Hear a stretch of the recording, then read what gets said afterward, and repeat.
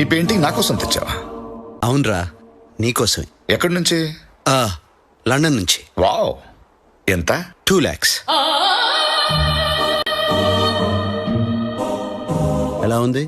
అసలు ఆర్టిస్ట్ ఏం చెప్తున్నాడో అర్థం కావట్లే. అదేంట్రా ప్రసాద్, చూడగానే పట్టేస్తావు అనుకున్నా. అంటే అది కరెక్ట్ యాంగిల్లో చూడలేదు. పెట్టేసి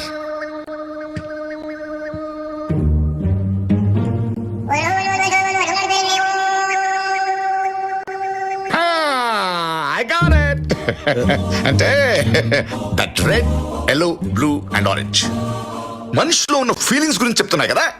yeah Prasad, your a genius రా. Thank you. I'll buy it.